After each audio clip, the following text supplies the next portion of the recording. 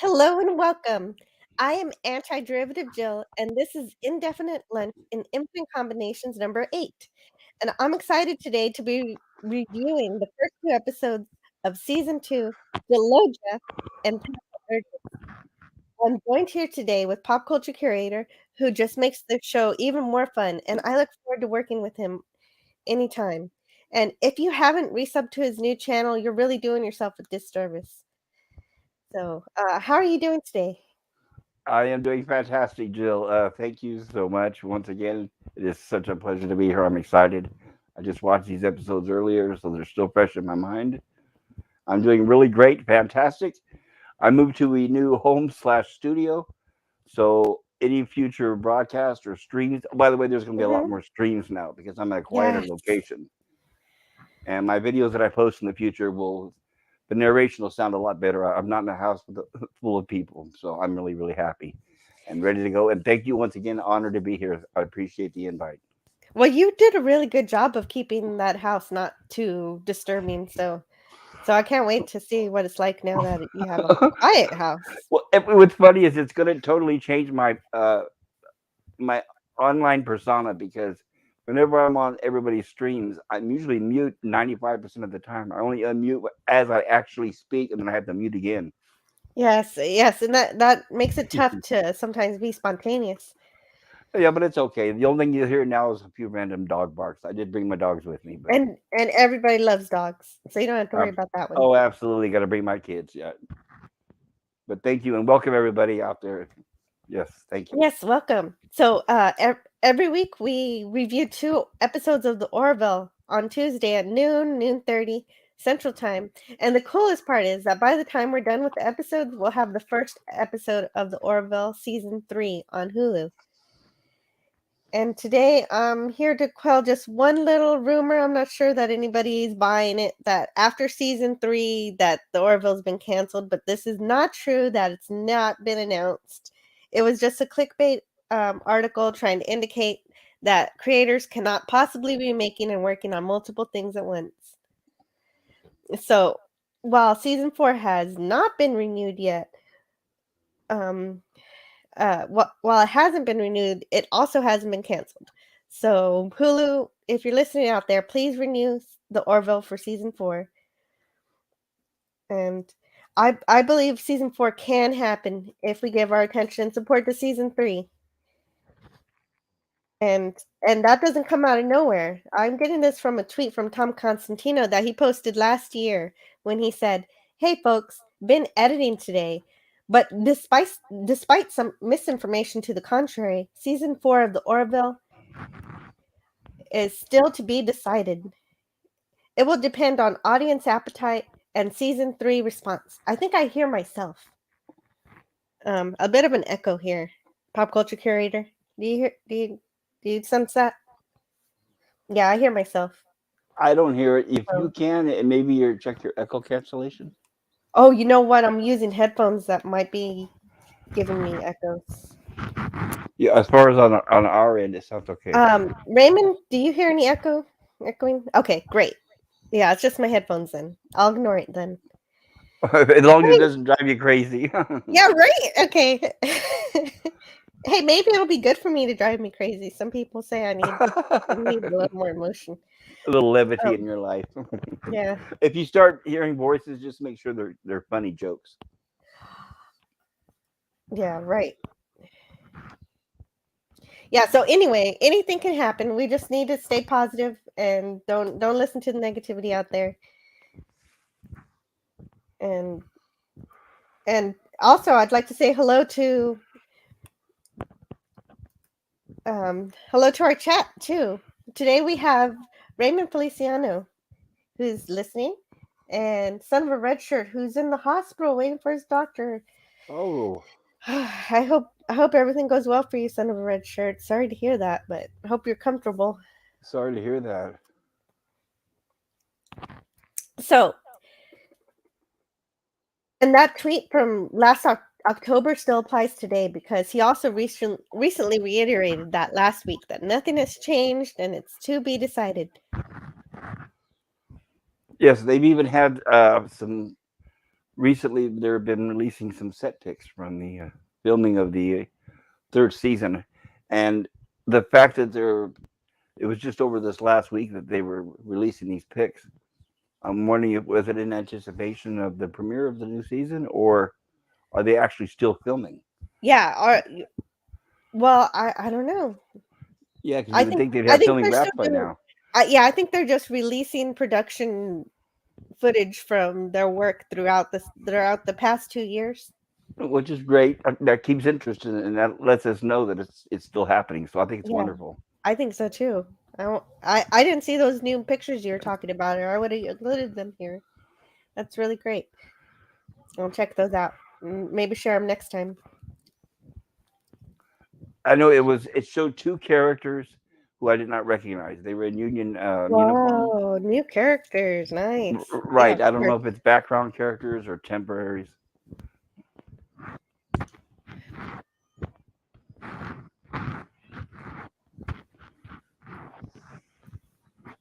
Okay, I should so yeah, go ahead. go ahead. Sorry. No, No, I you was go just ahead. gonna say I'm gonna start sending you the link every time I get one of those. I'm gonna forward it to you. Oh yeah. Okay, so yeah, so that's why we're here to see if having these streams help get us to season 4. I'm hearing a little thumping in the background too. I'm not sure what that is, but my headphones could be a little weird because I couldn't find the correct headphones, so it could be me too, just hearing things. So, um, so let's check out these episodes. First we have Reloga. This episode first aired December 30th, 2018 for the Fox Network and Hulu. And it was written by Seth MacFarlane, as usual, but not as usual. He also directed this one. So, That's true. Written and directed by him, and it shows. It shows the jokes. right. Oh, right. That was another point that I usually mention is that I cut out a lot of the jokes from my reviews so that you can go back and watch these episodes and still find some new things that I haven't mentioned. So, So this is by no means a complete rehash of absolutely everything. There's still stuff to there's lots of value in going back and watching these things. Absolutely. And this this episode starts with a lovely little interlude from Henry Mancini. Mancini? Mancini. Mancini. Thank you. I didn't Right. know. For yeah, for all Mancini. those kids out there, he's I guess his claim to fame for our generation would be the Pink Panther theme. Oh, the cartoon. I love Yes. that. He did the theme, yes, and the Well, that movie, right? It derived from the movies. Well, that cartoon was so good that it was still in syndication when I was a baby, so I watched it. Absolutely, So and everybody knows the theme, right? right, uh-huh, yeah, we do. Uh, um, this this song by Mancini is called "As Time Goes By," and it's apparently being played on a record player produced by bartender Olix, and Olix is played by Jason Alexander. And now I was actually really excited to see him here. And while yeah, I do love Seinfeld, but the real reason that I love to see him is that Jason is a Star Trek fan. We know that he is a Trekkie because he has cited before that William Shatner's role as Captain Kirk was his inspiration to become an actor. Doesn't he do an impression of William Shatner? Does he? Oh well, then he must do an impression of No, him. Jason. Okay, I know this is gonna sound You naive, have to be but right. Jason Alexander isn't he the guy from Seinfeld? Yes, he's George Costanza on Seinfeld, and Okay, it wouldn't surprise me if he did a Captain Kirk impression. no, I'm glad you mentioned that because honestly, I didn't realize this was him playing the character. So thank you. You're welcome. Yeah, he's also he played a guest role on Star Trek Voyager as well. I know you haven't seen a lot of the stuff past TOS or TNG, but yeah, he was on an episode called Think Tank, and it's been so long I'd have to watch it again, but I think it was actually one of the better Voyager episodes. Okay. Um, So I really hope that he shows up again as a bartender in season 3, if a bartender's needed for the plot. The character actor, he did great. He fit the he was very comfortable in the role, I guess I could say. Yes, yes, and this is why we see him on the show, even though the only real ties he has to Seth are voicing in his cartoons. So he did some voices in there, but he loves to be in this crazy makeup. So this doesn't bother him at all. He was offered a human role several times on Star Trek, but he turned it down because he wanted to play an alien. And he only said yes when they did that for him. So this is even more makeup than he wore on the Star Trek episode. Yeah, actually, and I like this makeup too. It's very well done. Hmm. Yeah, if you're gonna go for the reptile look, go all the way, and they straight did. Right. And it's a little prophetic here, in a way, when Captain Mercer laments on days where he cannot remain as busy, and when he can't, he becomes too self-reflective, which is exactly what you know a ton of people felt for the next 2 years when the pandemic, came around. Absolutely, that's true. And so it was strange in that way how he predicted that, but it it it would be strange, except that we know now that his true character trait for both the captain and the actor are encapsulated in this. Both Seth and Captain Mercer love to stay busy. Oh yes, definitely no shortage of that. Hmm. And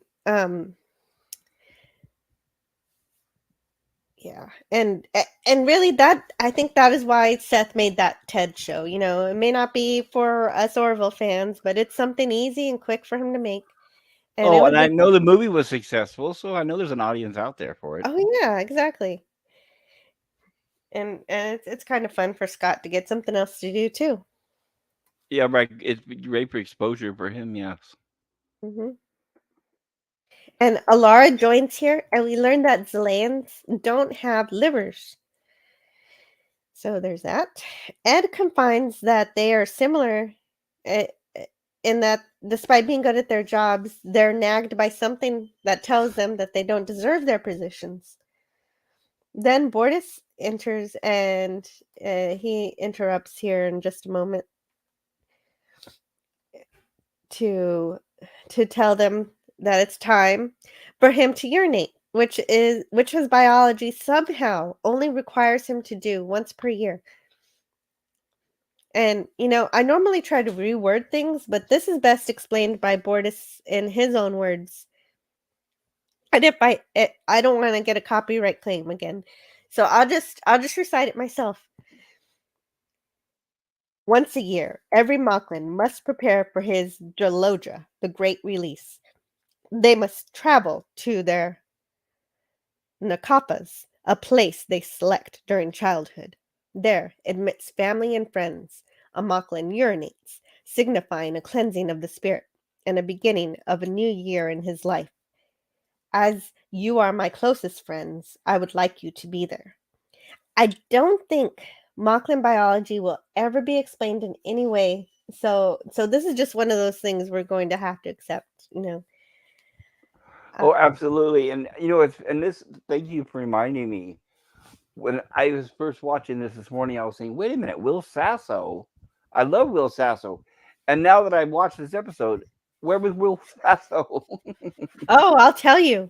I'll tell you where the Will Sasso is when we get to the Will Sasso. Don't Yes, worry. I think I made suspicion, but yes, I'll leave. I'll wait for you to tell me. Thank you. Okay, you're welcome. That's that's what I mean.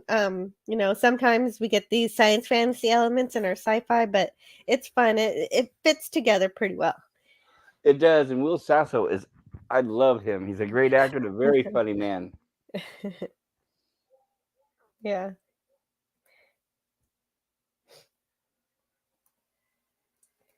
And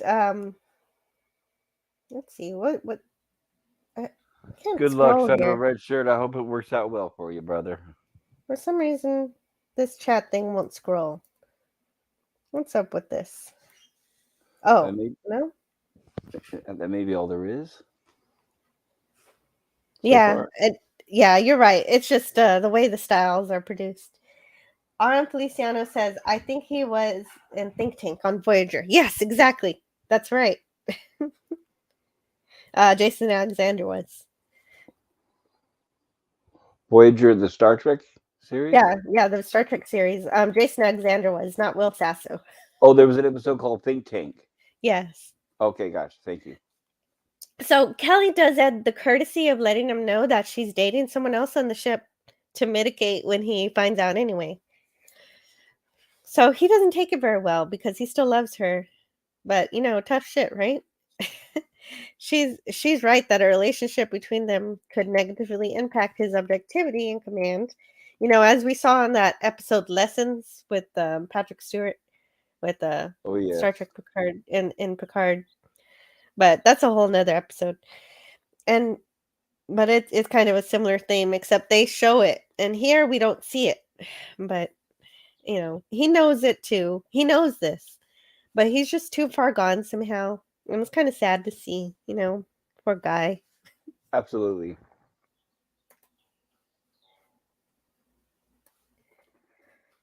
So this is Outpost 58, and it's pretty, just basically like everything in the show. And it's just well designed, I think. I would like to hear more about it from the art department. I would like to hear a whole lot more from the art department. It seems like we don't hear much at all from them. And this is the shuttle bay up here, right there.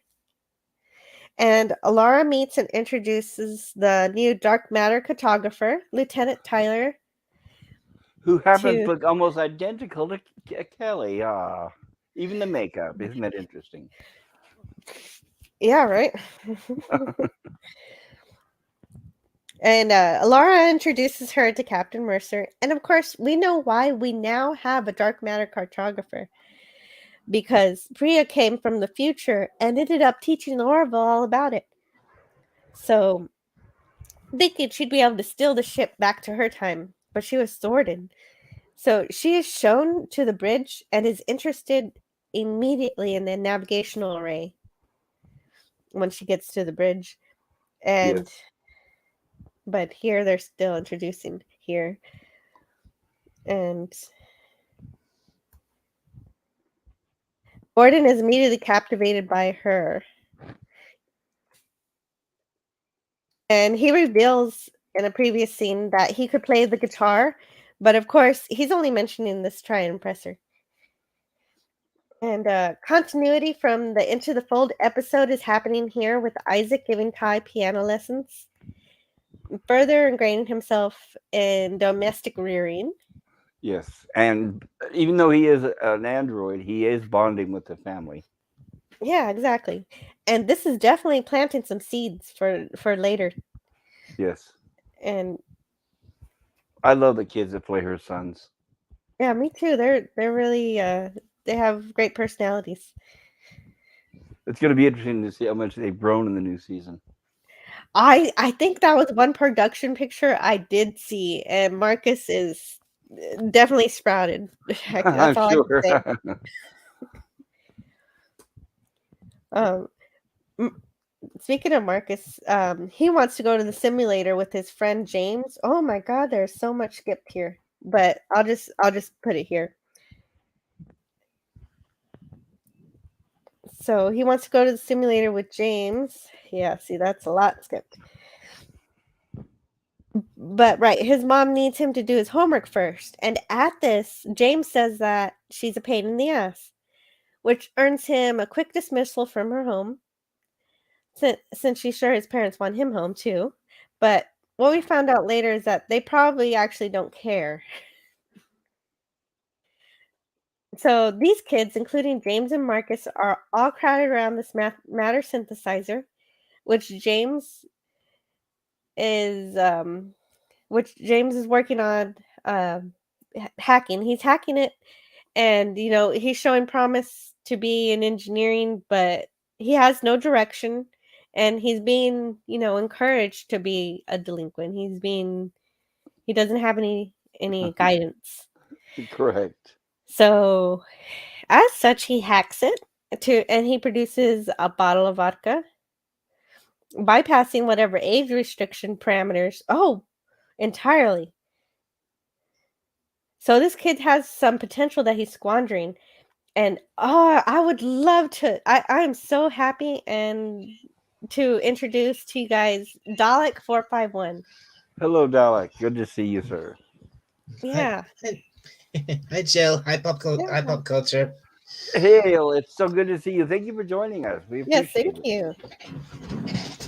Yeah, it's first time I've been on your channel. I think, Jill. I think so. Yes, this is the first time. How are you doing today, Dalek 451?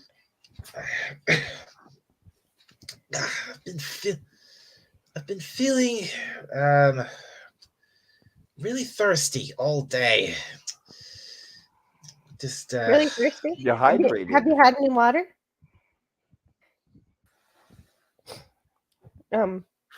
Oh, I'm gonna put a poll up damn here. it. Well, thank you so much for being here. Did you watch these episodes? Yeah, I've Are seen. you've seen them before? Yeah, I have seen. I've seen all the episodes of the Orville. Oh, great.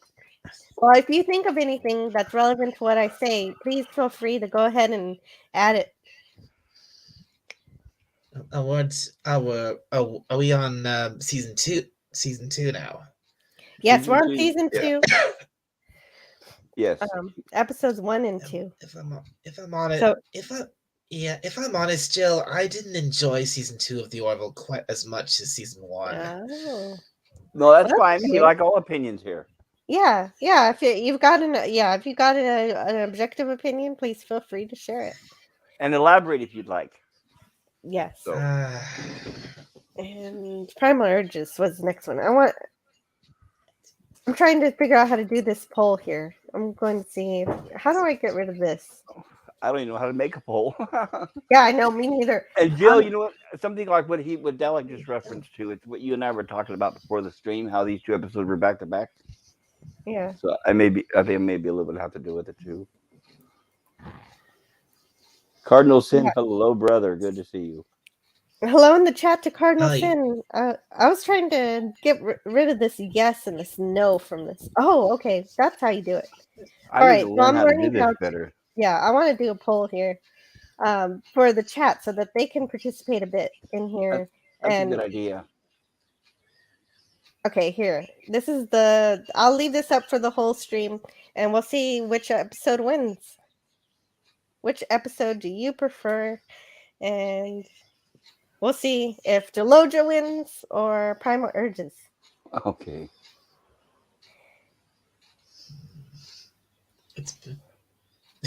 Oh yeah, there's Dalek. All right. Yeah. Hey, I'm so happy to have you here. Okay. So the kids are hacking the synthesizer to get some vodka. And this kind of reminds me, okay, so everything in the show, of course, reminds me of Star Trek. So here, this delinquency of James and being friends with a good kid like Marcus, it kind of reminds me of Jake and Nog from Deep Space Nine a little bit. So I'm wondering, I hope That's a good comparison, Jill. I hope I'm not giving anything away in case James does go on to become an officer because of this, but we'll see. We'll see if they do that or not. And so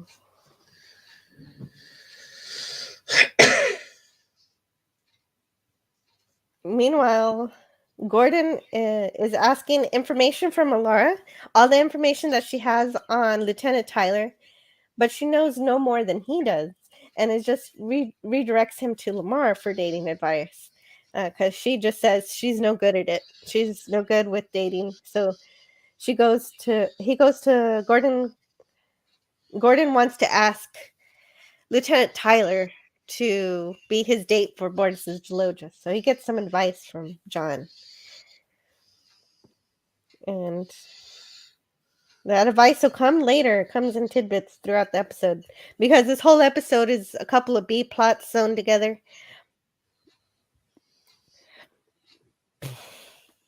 Actually, it's like 3 B plots sewn together. It's Ed pining after Kelly, and the kids getting in trouble, and and uh, and Gordon trying to get a date. And the kids are here in class learning about space battles. And James didn't do his homework. And we don't know if Marcus also didn't do his homework or not, or if he was just following James's lead when he gives the old cliche that Bortus saved his homework. As recompense, the teacher Cassius asks for an essay detailing the Mocklin digestive system. And here, I'm actually a little bit jealous of these kids that they get to learn about Mocklin biology, because it's such a vast mystery, and it's actually one of the elements of the show I'd be interested in. So these kids are lucky. Anyway, it turns out that Cassius is also dating the man that Kelly is dating, that she admitted to Ed to earlier. Meanwhile, Ed is still pining and decides to take the shuttle out alone. But I could really do without mopey Ed. He's right. I prefer it when he's busy too.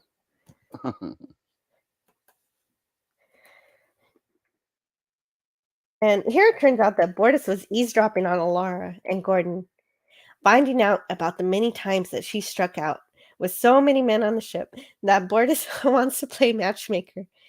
And really, normally this would be really weird, but at least here it actually has a real purpose, because it is Mocklin tradition that it's bad luck if someone attends a Jaloja without a date. So now we understand why Bortus is doing something that would be out of character, because he's normally not a busybody like that. That's true, yes. So it's squeaks by for that.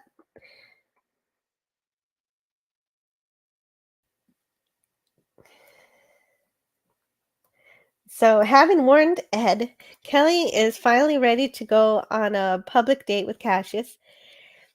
And just what is Ed doing here? Well, look at that shuttle. The shuttle just barely comes into frame there. And in this episode, That is funny. I know, it really is. Even in just clip frames, this is hilarious. Because Ed clearly definitely has way too much free time on his hands in this episode. And when she sees him, which is ironic considering he's the captain of the ship. Yes. Yeah, I know, right? when she does only then does he remember that he has a cloak. Right, and then he realized he had forgotten to activate it, right? Mm-hmm. Seriously, so weird. It's so weird to me how much the intelligence of Captain Mercer oscillates from brilliance to sheer idiocy. So Same with Gordon, right? No, Gordon is, it seems like an idiot, but he's really intelligent. So he's a little bit different. True. Yeah, he's deliberately playing the fool. Ed, he's not. No, Ed isn't. No, Ed, they even say Ed is, top of his class. He's like 10th in his class or something. And yeah, I don't know. If any of you guys understand Ed, you explain it to me later, because I don't. I think it's I could be mistaken, but from my point of view, it seems like he's still infatuated with Kelly, and he's still like a teenager, where they're spying on their ex-girlfriends because they're jealous. Yeah. Okay. He's the captain, but it's still a primal urge, but it's still. Yeah. Okay. So this is Ed's primal urge. Very good. Yeah, because he showed from the beginning. He told Kelly, yes, he blurted out, "Yes, I'd like to get back together," and that's when she said, "I'm seeing someone else." That's a very good point. Yeah, it reminds me of an ex, that drives by your house because So it's funny. I can relate. I don't do that, by the way. I don't stalk people, drive by their house, look in the windows, or any of that. But that was going to be a question for you later, so now I'm getting the answer. Okay, sorry. Didn't mean to spoil it. No, that's fine. I could still ask Dalek. later. Thus being spied on, Kelly takes the date to the simulator, where she discovers what do you think she discovers? The children drinking vodka. That was a nice way of tying that boring subplot to a more substantial character development one. I'm more interested in Marcus's immaturity here, Yeah. and actually his little oh man it was kind of cute. If you forget that he's Ugh. totally wasted. Yeah, this is kind of look. If I'm honest, this kind of stuff is kind of why I say I didn't enjoy season 2 as much as season 1. Because most of the episodes of season 2 just felt like soap opera in space, and it was really boring. Well, there's some of that, and I agree completely with you that this episode, this A plot and this B plot and the C plot are all just that kind of drama episode. So Yeah, in fact, Jill and I had I'll kind back of you up on discussed, that. right? Jill and I had kind of just we we kind of hinted on it a little bit right before the stream started that these two episodes are bottle episodes, or where they're definitely saving money on them, and but if for a reason I'm though just saying. that comes out later on. Look. I'm just the thing is But we're I'm not just we're not saying most disagreeing of with the you. episodes most of the episodes in season 2 are like this. Well, actually, just these two episodes are probably the worst offenders. Well, we'll see. We'll see as I review it and see if I agree. But I do know it gets better because I do remember enjoying season 2. So you could be right, Dalek, and we'll find out. But definitely, these two episodes are very heavy with the drama stuff. Right, and And Jill and I was speaking earlier. I think what they should have done is shuffle the episodes around a little bit, maybe not them put these two back to back. yes, Right, yeah, I didn't want to really touch on that until the second episode, but since he brought it up, yes, hmm these two episodes back to back, I could see why somebody would think that. So we do understand what you're saying, Dalek.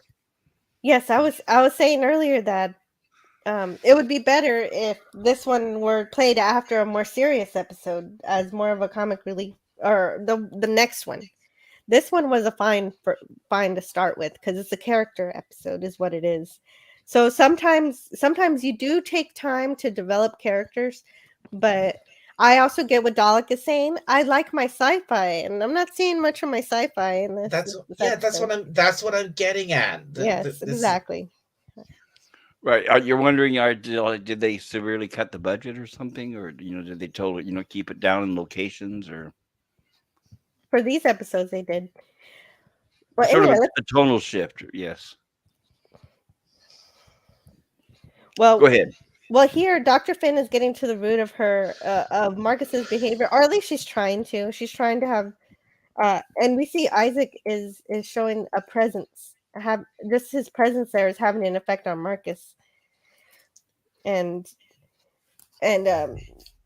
how could the way that I tie it into sci-fi is, how can we be ready to seek out communication with aliens when we can't even talk to our kids?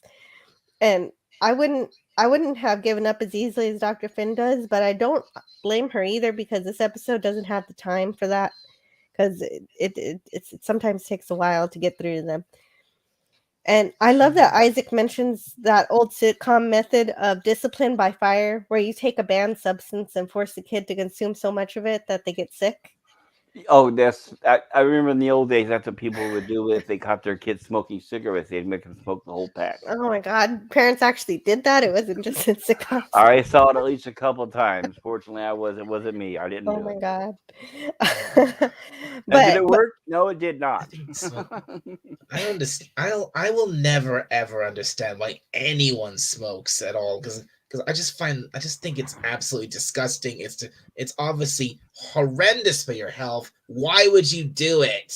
It is. It's nasty. But originally, it started with they thought it was sexy, and then they thought it was rebellious. And now these days, I don't know why. Well, also when you smoke inside that Dalek container of yours, I'm sure it gets too, you lose too much air. Does it have windows? A ventilation system? It's funny you mentioned that, Jill. I don't know if either of you have seen the old '60s series Lost in Space, but the Not guy yet. who it has a robot, an android that had an actor on the inside, similar to like R2D2. He would smoke his cigar inside that thing. Are you Oh wow. kidding me? No, I'm not, because there was a famous story about during lunchtime once somebody locked him in the suit when everybody went to lunch and he was in there for an hour and they came back Not and the my smoke dinner. was coming out of the robot and they thought it was on fire and they started to extinguish it and he was like, no, it's me in here.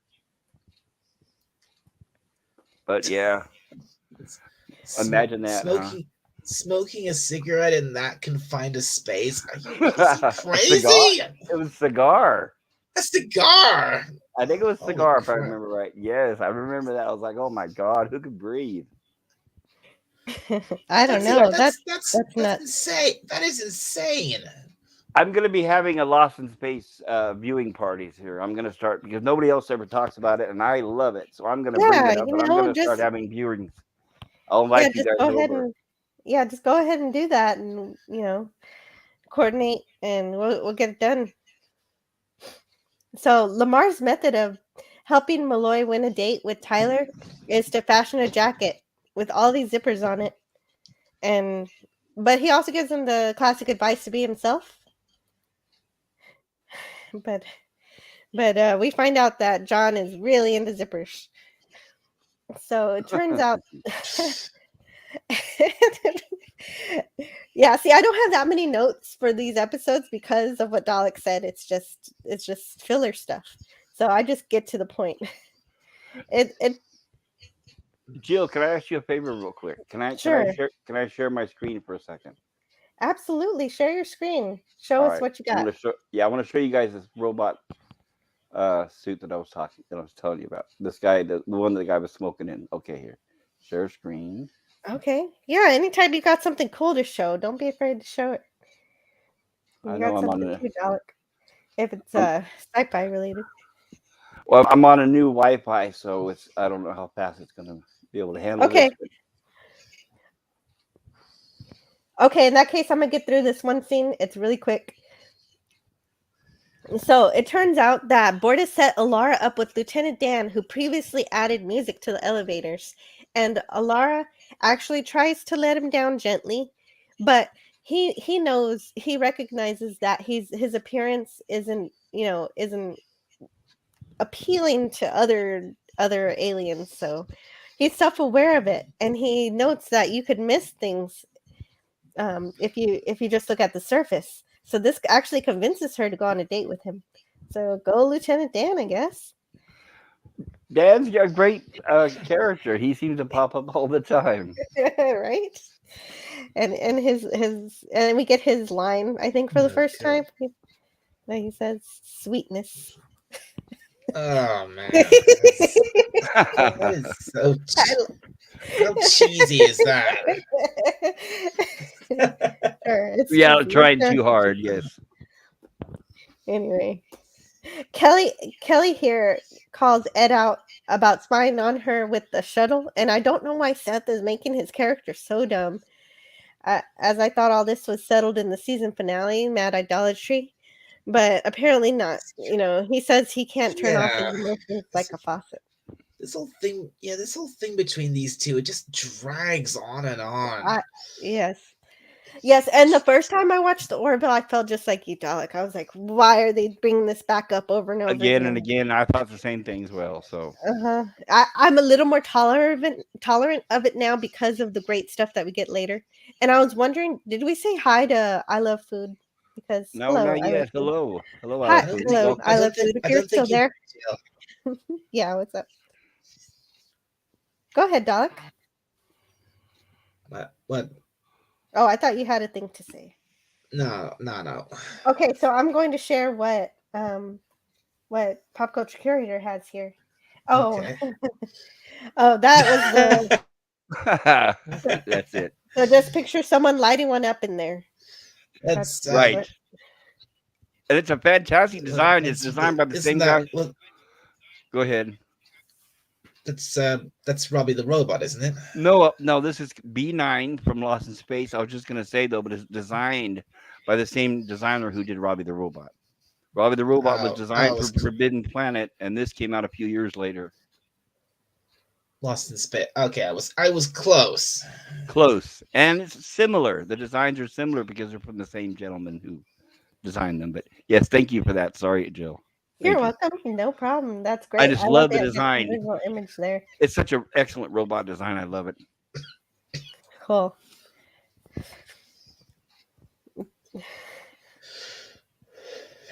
And and here for the first time we meet James's crappy parents. And like Dr. Finn, I live in the Bay Area, and this is everybody. this is all the parents, really? Oh, that's This bad. is the attitude you get in the Bay Area. Yes. So like Dr. Finn may be an exemplary doctor, but she definitely has her flaws in parenting. But at least she's not delusional like these halfwits are. James is not only able to hack the synthesizer, but also his parents. If Right. he'd Pretty much. if he'd learned some discipline, like I said before, he'd probably make a good officer one day. But with these bozos raising him, that's unlikely. Right, and you could tell by the way that the interaction between the two, who who wears the pants in the family. Hmm. They've been tricked into believing that Marcus was the one who hacked the synthesizer for the vodka, and now, normally, I don't relay the jokes normally on these, but I love her answer. Are you on drugs? Yep, that's Seth writing. Yep. That was perfect when correlating them, connecting that to them that it was James. Right, and in real life, her response would be, "Well, Valium, why?"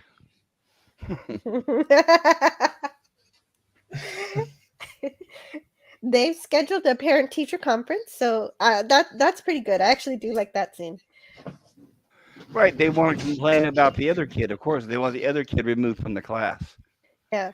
Because I by the way, I used to work in the schools, and normally, the parents would say, "We want our child removed from that class," but these are striking out, saying, "We want your child removed from that class."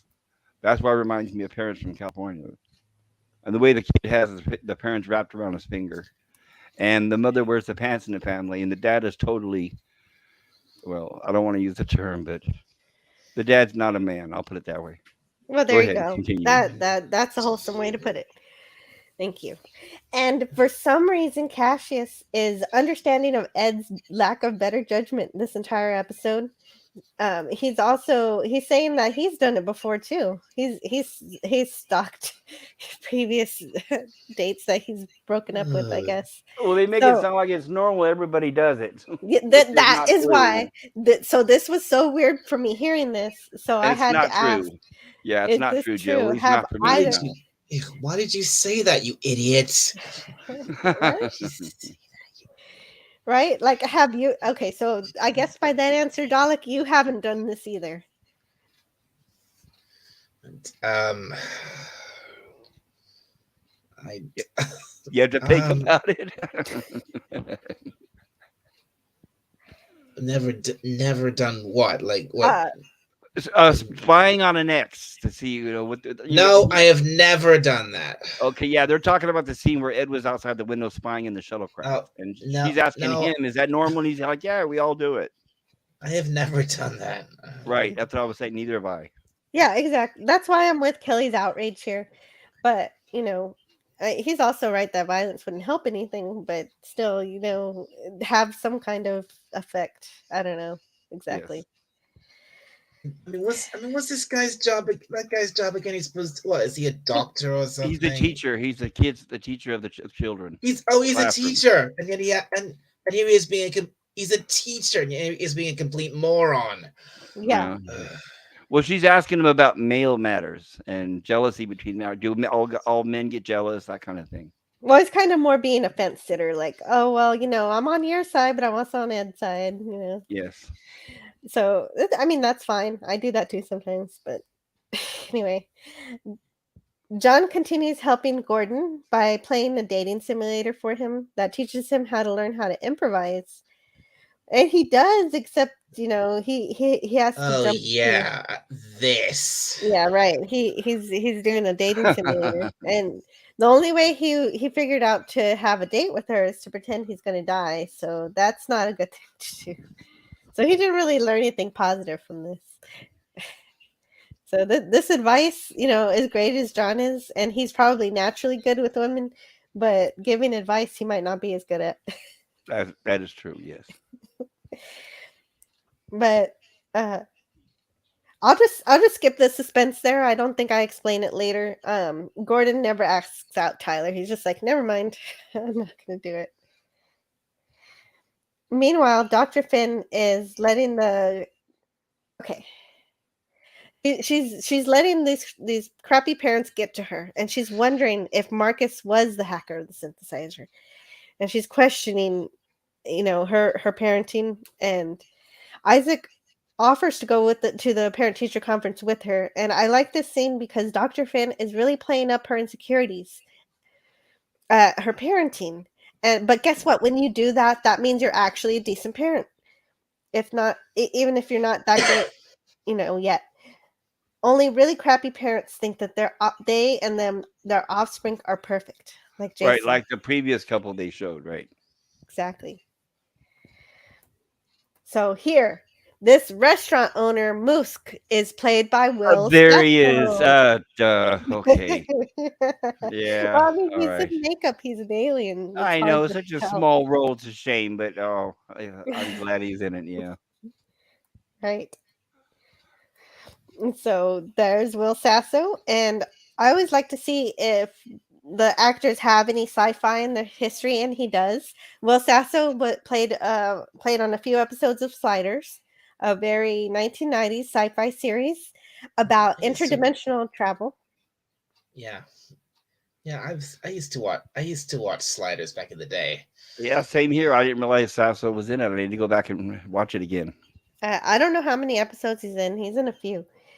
So that And was during his Mad TV days, probably. oh, great. Yeah, it sounds like it's right around the same time.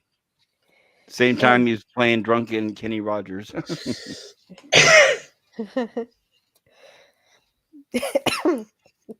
and his ties to Seth are a few episodes of his cartoons. So it seems like Seth gets a lot of contacts from that cartoon. So he's done voice over on the cartoons? Yes, on Oh, very cool. both Cleveland Show and Family Guy. Okay, thank you. You're welcome. So here, Dan and Laura have their date, and he writes this terrible poem that ends with "Love is the fish hook that hooks the fish," and it's comically bad, which I guess is the point. And he asks for an honest opinion, but he's naturally offended when she gives one. So Seth, yeah, I like that. That's just visual humor that works really well. This is right immediately after she walks out the door.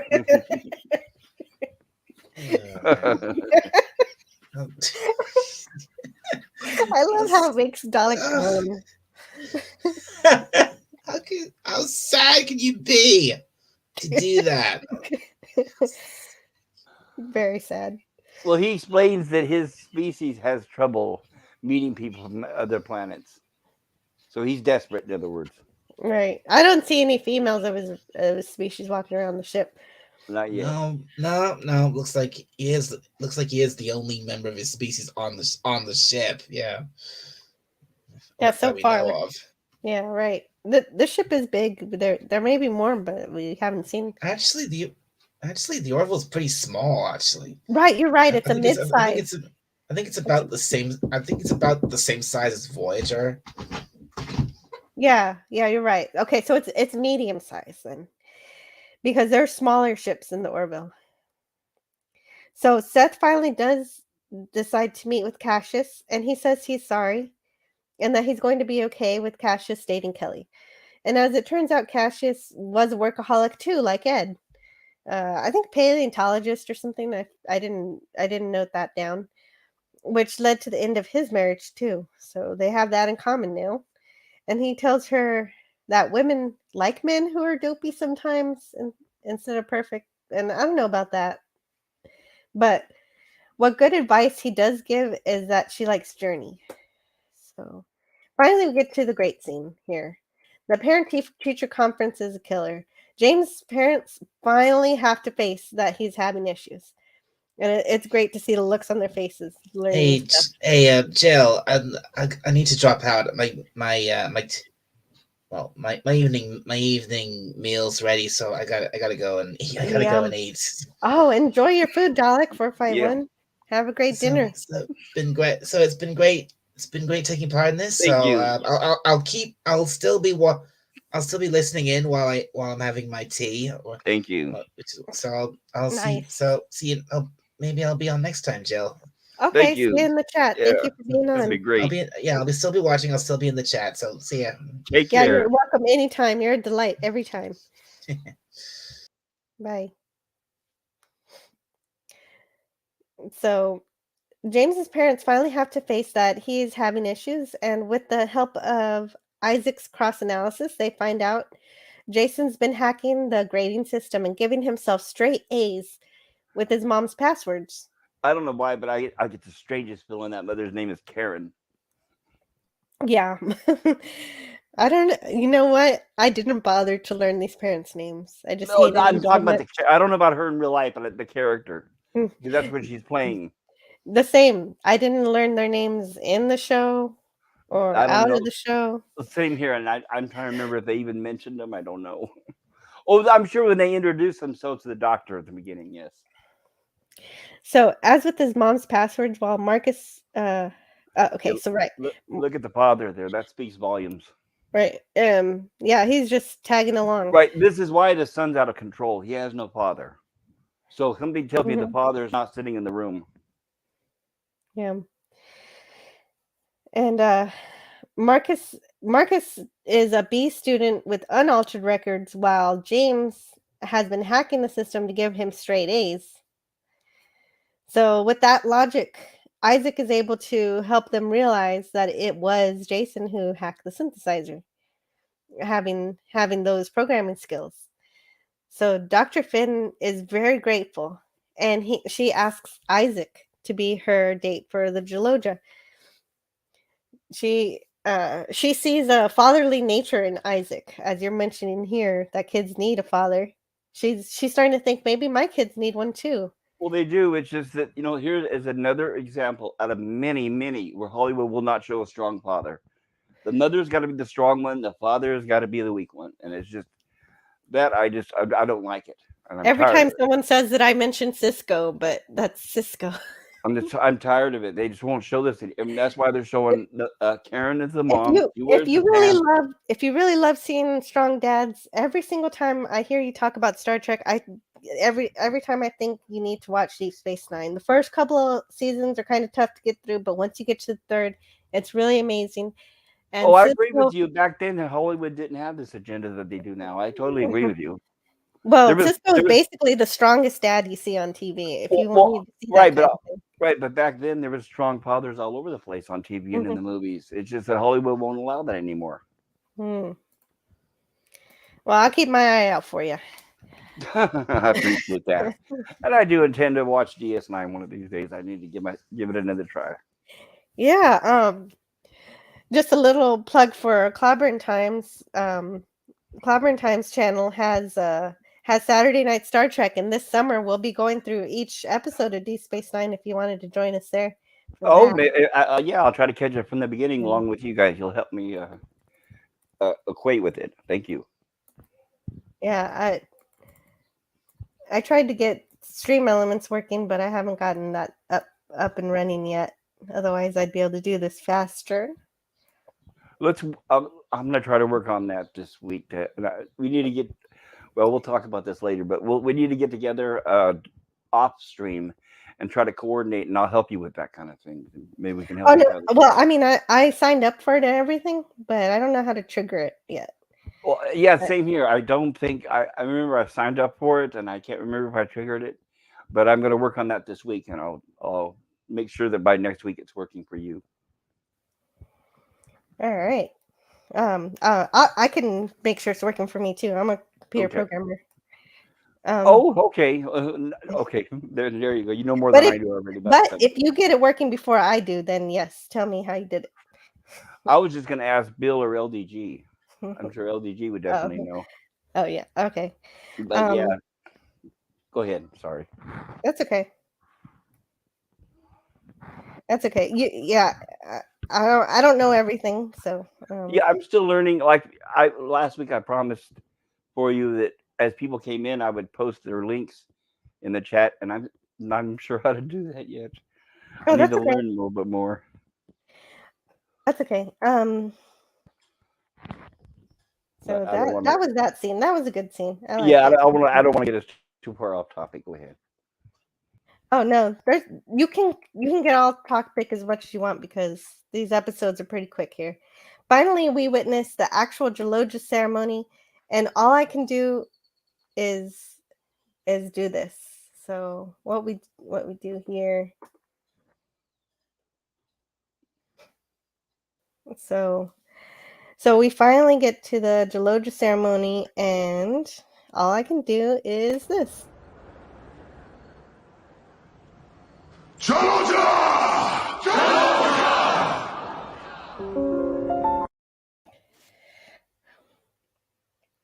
So I'll be keeping that clip forever in StreamYards. And hopefully it's short enough that the YouTube gods allow it. Yeah, you can use it every time somebody says they need to step away from the microphone for a second. Right. Anyway, the episode ends with Lieutenant Tyler making friends with Ed. Some of you know that what this is about, and some don't. Anyway, some of the trivia for this episode, well, I'm not sure for how many episodes this has been occurring. In this case, for all the episodes, but this is the first episode where I have found that Seth's sister, Rachel McFarlane, is playing the computer voice sometimes. I don't know if it's every time. I didn't So, know that. I wasn't even aware of her, so that's mm, interesting. yeah, me neither. So she has the absolute best perspective on how much this show means to Seth. I found a bit of her words from the set, and they are like this. When I walked onto the set for the first time, I got so choked up. I could see this was everything he always wanted to do. This show is a childhood dream come true for Seth. As a kid, he was never happier than when he was watching episodes of Star Trek. So Orville is what he came to Hollywood to do. No, that's great, and especially after that video clip you played last week. So not only was he a fan of Star Trek, but it was the original series, which is even better, at least in my Exactly. opinion, Yes, yes, from the beginning. right. Right, I love that clip that I played last week. I'll rewatch that sometimes. It's just so fun. Dalek's comment. Oh, Dalek has a good comment there. Let's see it. That whole episode is called Jaloja, and it barely plays any part in the episode at all. Exactly. I guess they could have focused more on that scene, depending on what you want to see. Mhm. And you don't even get to see the Jaloja either. I know. How disappointing can you get? You know, yeah, from Seth, I actually expected some sounds or something, but if Right. not the avalanche. Right. Then it's also what will the censors allow? So, you Right, know, right. Censors. Oh well, if they those. that comes into play in the next episode. Oh, you know what I was But thinking too? That crosses my mind. Now that they're on Hulu, they don't have the censorship they had before, right? right. But I Hmm. think that Seth still wants to keep it kind of in the Star Trek Oh, he style. will. I think he will because Hulu is with ads, isn't it? Or does it have? Right. I don't have Hulu. But I don't know if it has like adult R-rated content or is it mostly PG? It has both. Gotcha. Yeah, I'm sure he's going to keep the tone around the same. Yes. Yeah, and I hope so. Another trivia comes from Star Trek alumni producer David A. Goodman. While it's annoying to me, he actually really likes how Ed behaves in this episode. He says, I think our characters are more flawed than the characters from Star Trek The Next Generation. They're still jealous. They still get pissed off. One of my favorite scenes is where Ed steals a shuttle and spies on Kelly with her new boyfriend, which was Seth's idea. To me, that is great. The captain on the ship is borrowing a shuttle to spy on his ex-wife while she is making out with her boyfriend. That is not Right. something you would ever see Captain Picard of Star Trek do. No, that's why. That's why I thought, at least me, I really liked the scene. I thought it was funny. Yeah, it was. It was. Yeah, they don't have to be involved like the TNG crew Right. do. Even the shuttle crew member was surprised. He wasn't expecting the captain to request to Mhm. take the shuttle. Yeah, yeah. You know when the ensign's asking questions that the captain's doing something weird. So, and this is the last trivia for this episode. This is Scott Grimes and Adrian Palick were engaged the day after this episode aired. So you told me about that a long time ago. Oh yeah, I'm just learning about it right now. You know, if you weren't here, I would only just be knowing this. interesting. I didn't know when they'd actually. Okay, that makes sense. Yeah. Dalek441 said, yeah, Picard stuck to his job. Well, most of the time. Yeah, Right. there were a few occasions where he didn't.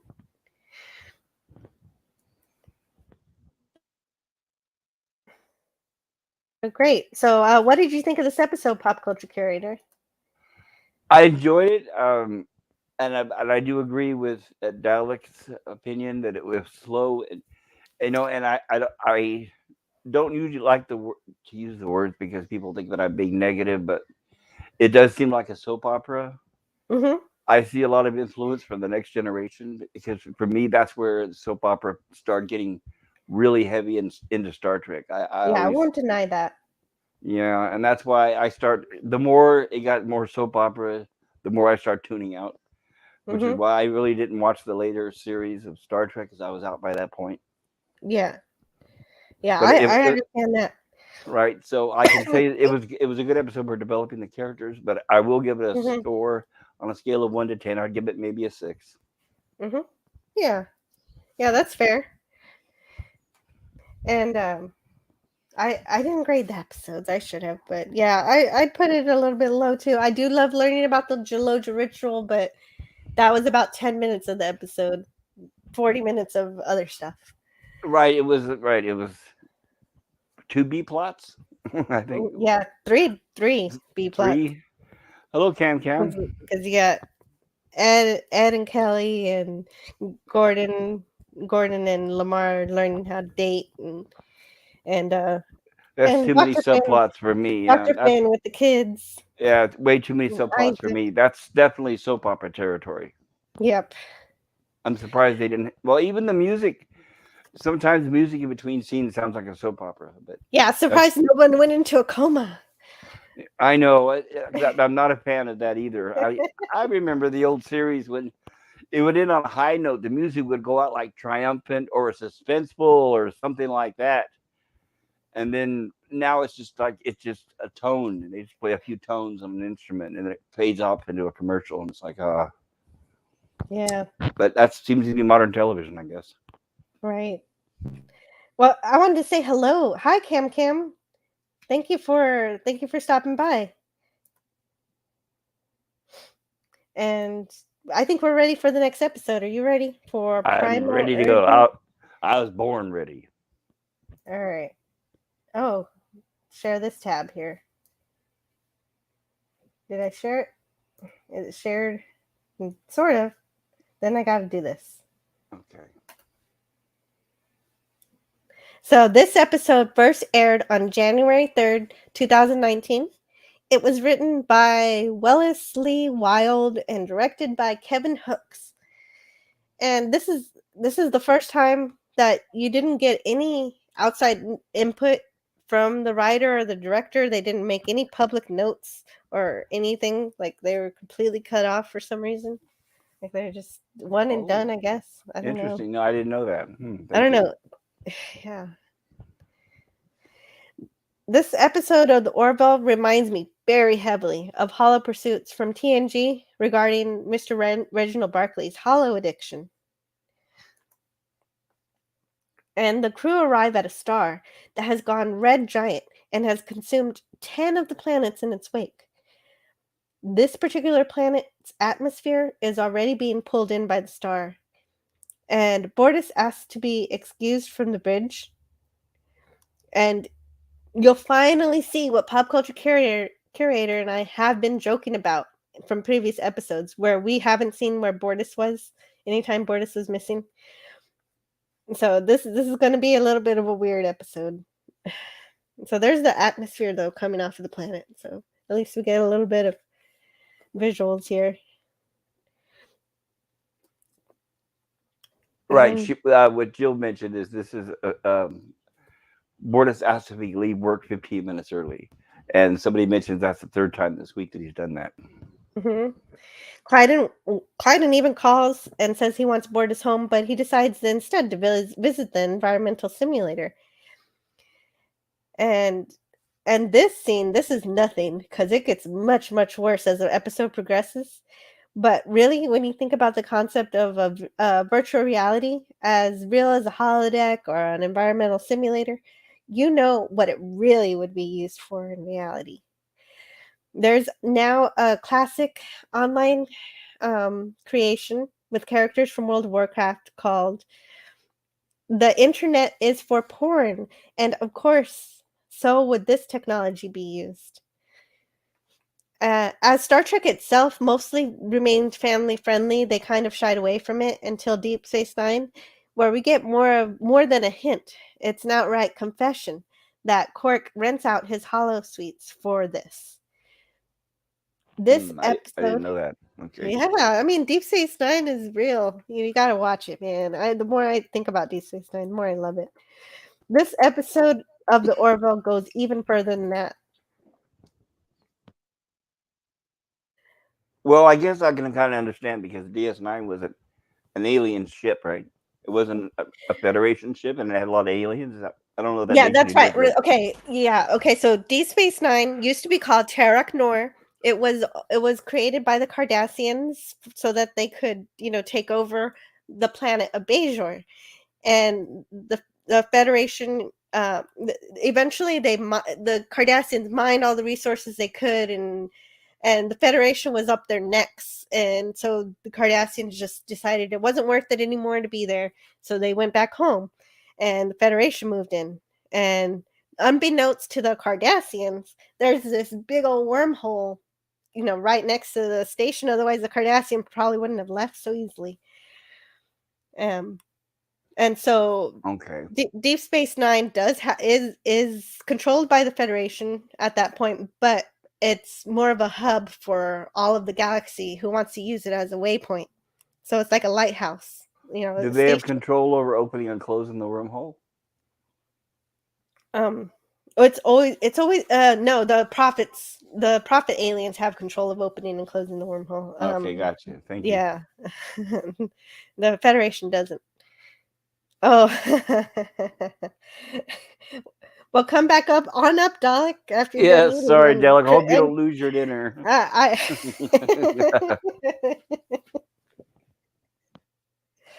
and I also want to say hello in the chat to Stephen Amore. I see him in there. Hello, Stephen Amore. Good to see you. And oh my goodness, this is a big cringe fest for Dalek, apparently. Oh, and hello in the chat to Gap Stargate. Oh, Gap Stargate, nice. So having had his little session in the holodeck, environmental simulator, so okay, yeah, Deep Space Nine has all kinds of aliens that come by, civilians and Federation. So yeah, you're right, it's a mix. Anyway, I liked getting on that tangent about Deep Space Nine. It's always fun to talk about Star Trek. And hello in the chat to Sci-Fi Nation. And so, of course, by the time he gets home, he's too tired or to spend time with Clyden. So poor Clyden. Bortus kind of sounds like Like he's just not into him anymore. At least that seems that way. Right. Well, he's acting like a cheating spouse. Yeah. Yeah. So here, Bortus sounds kind of like I do when I try to get my kid to eat. Remember, if you do not eat, you will die. Clyden wants more time together and is at the end of his rope, though, understandably. I mean, that's understandable. Anyway, Isaac finds that the planet that they're observing this planet getting eaten by this red giant star. This red giant star has already eaten 10 planets and now it's going for this one. And so they're observing it happening over the course of a few days. And Isaac finds that this planet has dysonium ore on it, which they use for power. So the amount that they could get could power the ship for a year. And they plan to collect it via the tractor beam after the sun breaks the planet up. I really like this scene. Yeah, it is nice and it has some great effects. And I As was they thinking while finally, watching this episode that Bortus and Clyden's child seems to grow at an accelerated rate compared to humans, apparently. yes, correct. Yeah, that kid is huge compared to the way, Ty and Marcus are growing. So you're right. Yes, right, because it was just a child just last season. Yes, They plan to or a baby. collect, yeah, right, a baby just last season, and Ty and Marcus had grown more than a year, so that makes sense. Oh, and hello in the chat to Darius Munchausen. So great to see you here. Hey, Darius, good to see you. Hope you're doing well. Hope your computer's working. Yeah, I hear that he's doing great with his computer, that he's got it running. That he's got it. Fantastic. Yeah, and he's ready to go. He just needs to figure out what stream he wants to do. So let us know when you know. As long as it's Uh, not a skit. Just kidding. Oh, well, that was still a classic moment, even if I didn't like it. Oh, I know. I think it'll go down in infamy. Yeah, we'll be talking about it for a while. Infamy, indeed. They plan to connect the dysonium from this planet once the sun breaks the planet up, and I like this scene because they finally put Lieutenant Lamar in the science station. Because last season they were kind of unsure whether, even though he was engineering, they kept having him in the navigational post. So now he's where he should be, with Isaac or in engineering. So, of course, Bortus wants to be relieved again. And this is the fourth time. Now it's the fourth time. Last time was the third time. Yes, fourth time this week. Mm-hmm. Even Ed and Kelly are strongly suspecting something is wrong.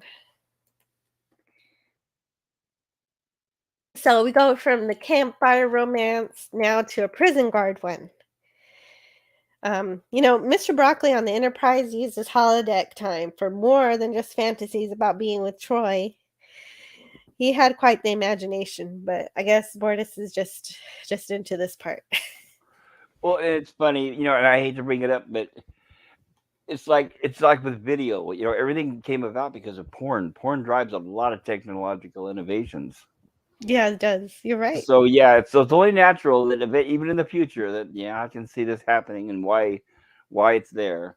But of course, it's on a Union ship. You'd think that it would have filters to block things out, just like a current computer. But hey, who knows? Yeah, I guess they allow it.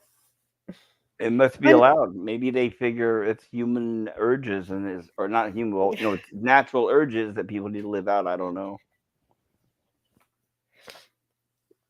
Yeah, and Darius is updating us on his computer situation. Windows is installed on my speedy little drive. I'm going to install a couple more drives. Put a heatsink on the primary drive.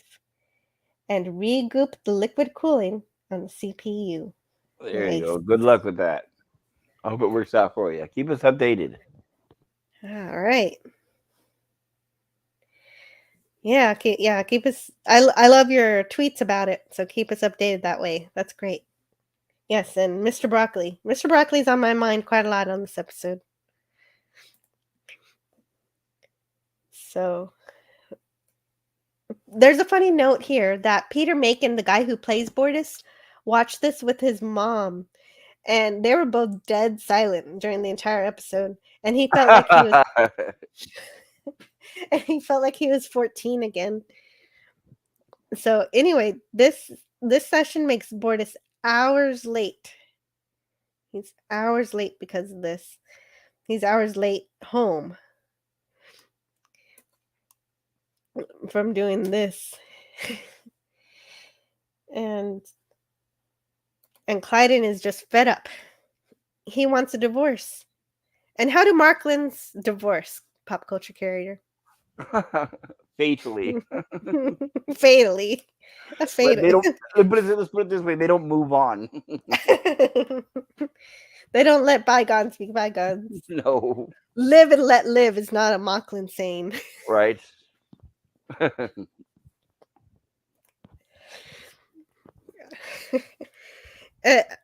This ritual here, this divorce ritual, reminds me a lot of that episode. Well, I guess this one, it was more of a consensual nature of the episode where Worf's brother comes on to Deep Space Nine, completely distraught at how Worf's honor had been stripped from him, yet again by Gowron, and not having a place in society. Worf's brother wants to go through a suicide ritual and requires Worf to kill him. He does, and Captain Sisko is totally pissed off about it. And so actually that episode was pretty sad at the end, though we're not here to review that episode. But it just reminded me a bit of that. You know, dagger deaths and stuff. Got Very you. very Klingonish. So Bortus is in sick bay, with Dr. Finn doing what she can to save him, which includes sonic defibrillation, which ends up working. Bortus is surprised to be alive, and also kind of offended at being alive. Just as Worf's brother was offended at being alive when he was saved from the ritual suicide that Worf inflicted on him. I think part of it is shame. I think he's a little ashamed. That's why he feels he should have died. Well, yeah, that's why I keep saying Worf's brother, Darius, because I'm not like Raquel R.M. Briggs, who watches the episodes every single year, so I don't remember Worf's brother's name. Wow, I couldn't imagine watching it that many times. Interesting. Yeah, she does every year. I don't know how she does it. She's a dedicated fan. Yeah, most of the episodes I couldn't sit through a second time. Or a first time. Kern, thank you. Thank you. Thank you, Sci-Fi Nation. I was curious about it. I always want to know stuff. I just don't always. Thank you. Kern was the name of Worf's brother.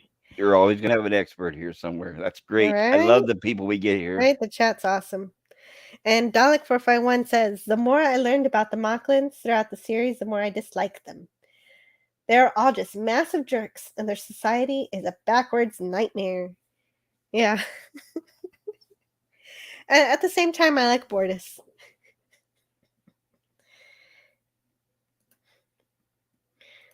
And anyway, so Bortus is in sick bay, getting cured. He's been brought back to life.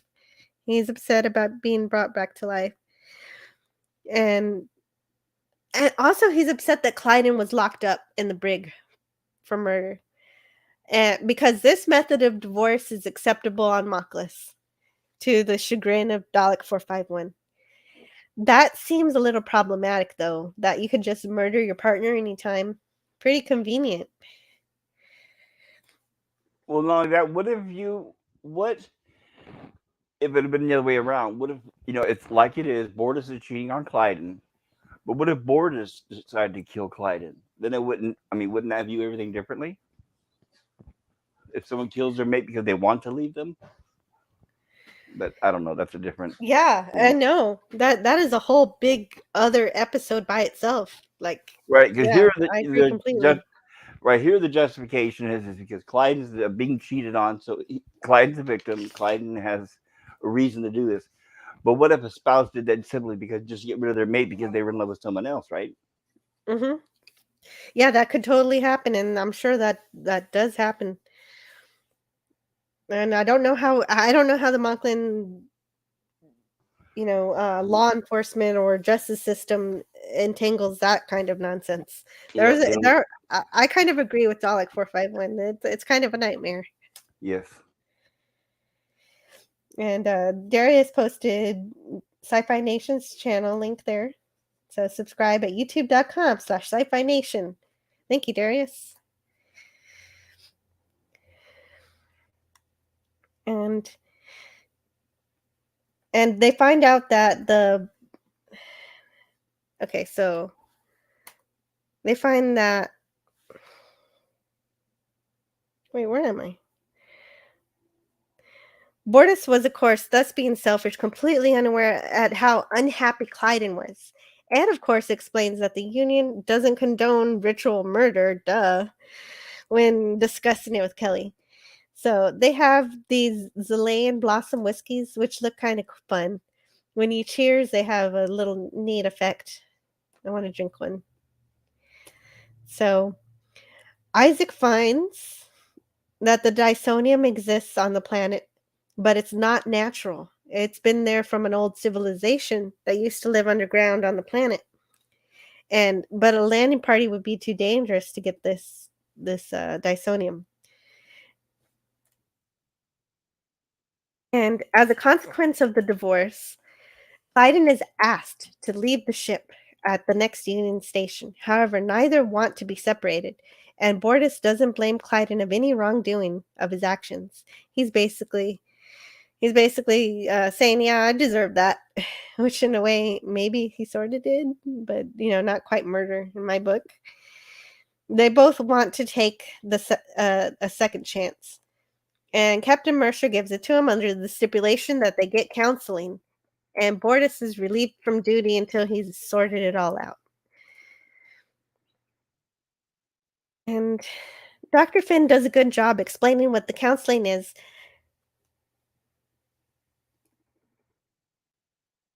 Dysonium? Did I? Dr. Finn does a good job explaining what this counseling is by contrasting to a peace conference between the two warring factions. And Clyden divorced Bortus because he feels Bortus doesn't want to be with him and is no longer attracted, even after being killed. Bortus is still freaking lying. He's just still lying. Yes. He's still saying that he's attracted, but that he's working too long. That's the lying part. Still not at the actual root of the problem. Dr. Finn suggests that they make a fun list to spend more time together. Jill, I'll be right back. My dogs need to go Jaloja. Be right All back. right, Jaloja. Yes. Oh, Be right right. back. Sorry, everybody. I'll be right back.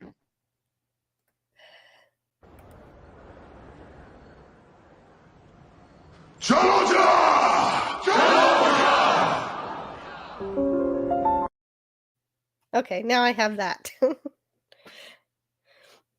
So, Bortus is still at it.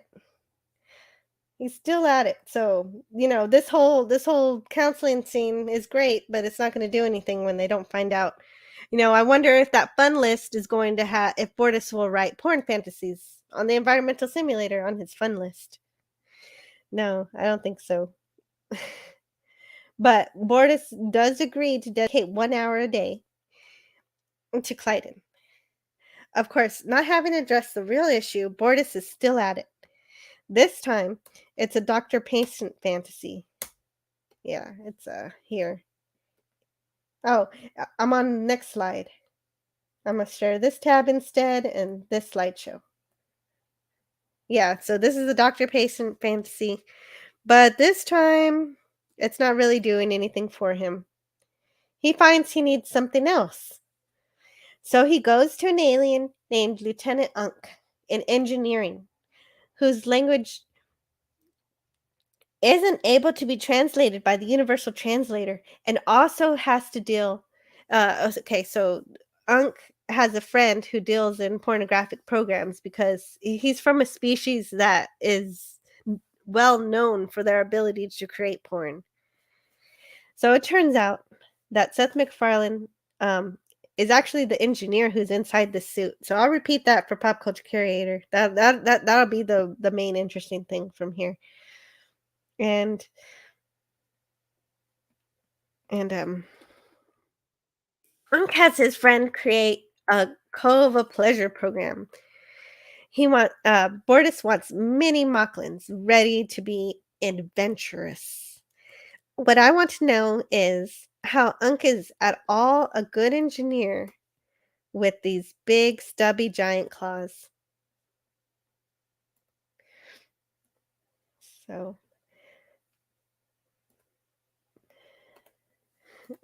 So Cam Cam is in the chat, is still here. And Darius says, that's First Lady Mrs. Palmer from 24.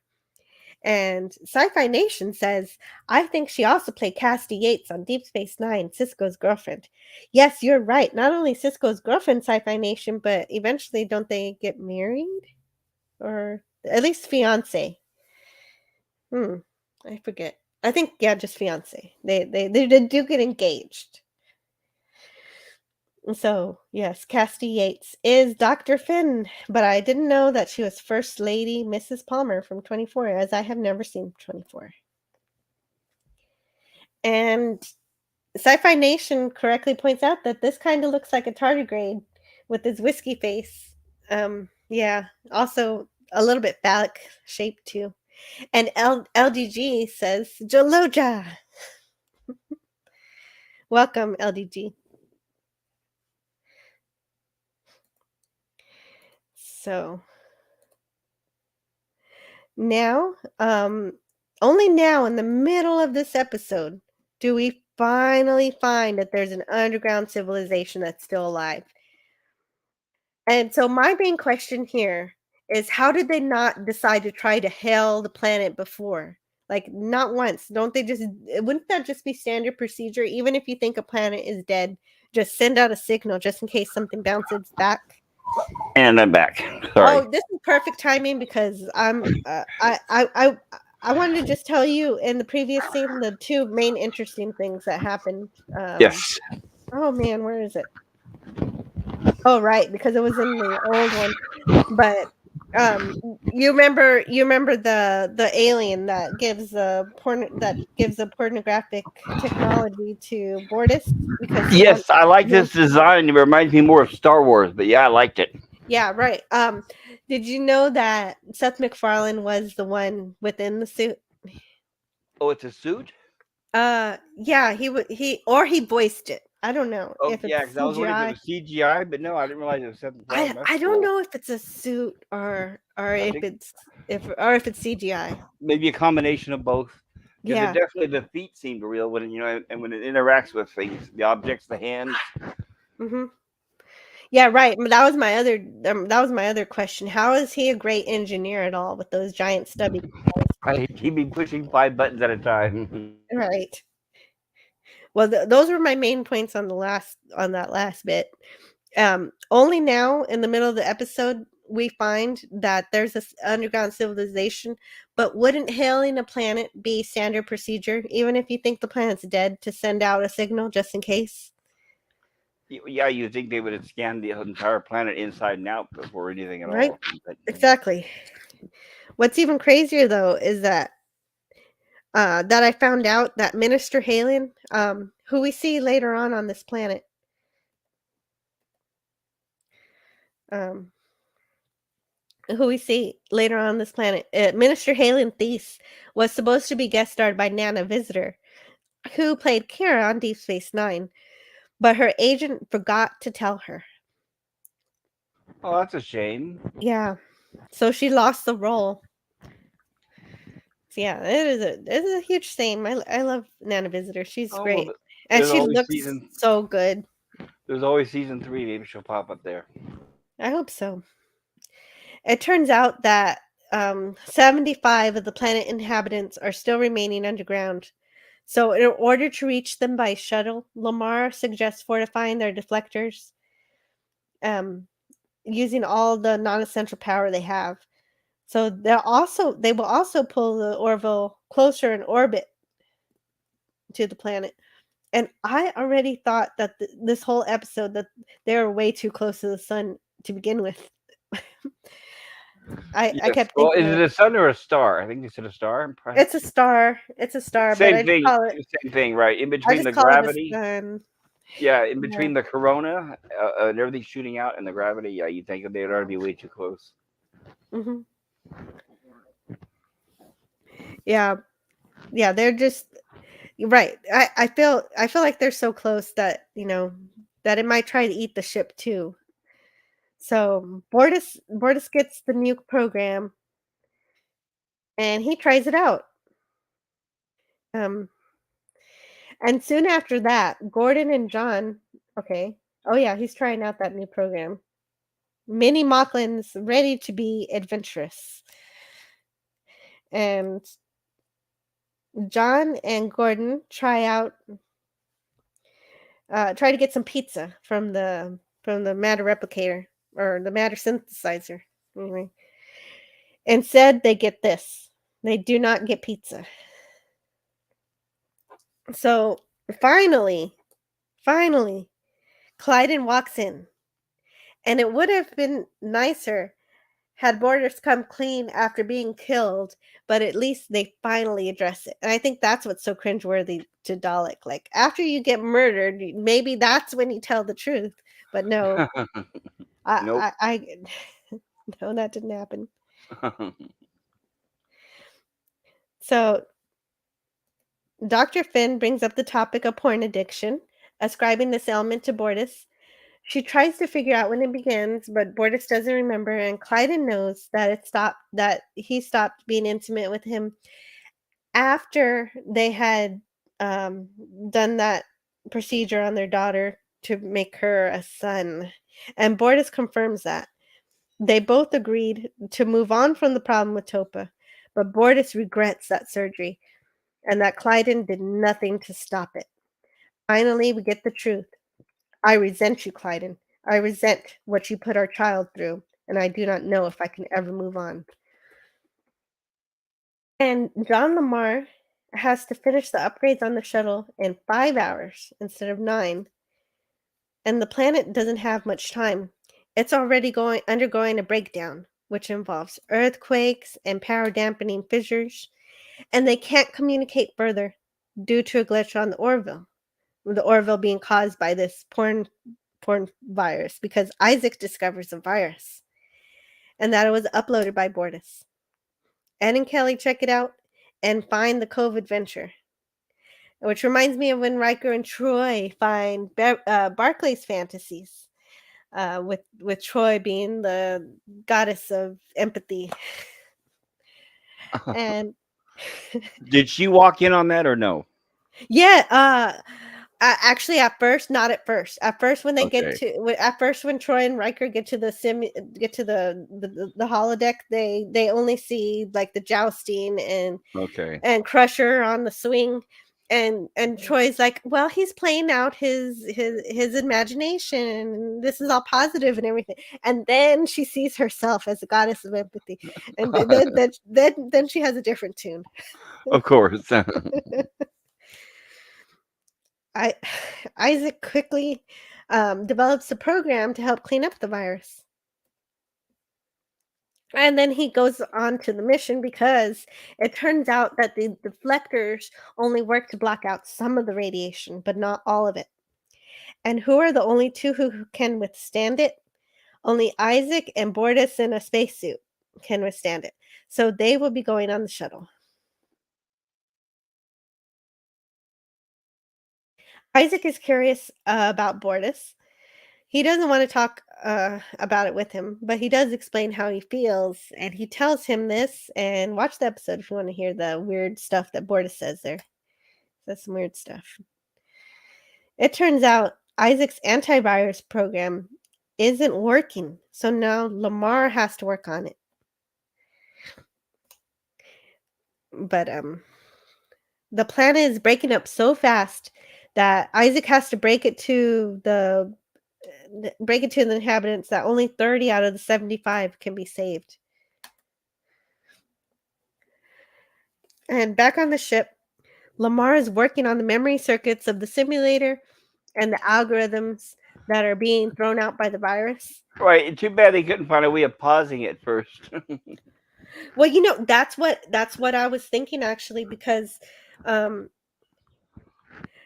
normally when you try to solve something like this, you see, on the Orville, on the simulator, the viral matrix just keeps resetting, just like a real virus will keep implanting itself on your computer as long as you're connected to the network. So that is why it's best to clear your virus in safe mode. But that's exactly what I asked, what you just said. Does this simulator have a safe mode? Can you pause the porn for a minute? Right, for reasons in case something like this might happen. Exactly. There should be an emergency stop of some sort. Yeah. The ship is now falling apart. Okay, well, I'm getting ahead of myself by getting ahead of myself there because he said that. But no, that was perfect though. That's exactly right. So yeah. So see, and right there, another example: strong woman, weak man, right there. So we're gonna continue to see more of that. And I didn't even think about it like that. But it's not. It's not portrayed as but it's not portrayed as like a weak thing though. She's comforting him. She's the strong one. But she's the minister of the planet though. I mean, she wants to sacrifice. She wants to sacrifice herself for the people there. No, I agree with that, but I'm just saying, as far as this family, I'm sorry. It's a bit. This isn't that. I don't think this one's that bad. It's like it's not showing him as weak or anything. I mean, he is the one who one of the parents has to survive to take care of the baby, and so you can't leave him alone like that. Like on Lost, where both the parents were like, "Oh, I want to die together," and there was nobody for the kid. At least here when. Right, I understand the reasoning of why one of them has to stay. I have no problem with that. It's just that he's acting weak. They're always weak, weak men. It's just, I don't know. They could both be strong and still discuss it and see. I understand, but I'm surprised they don't have them bawling in tears.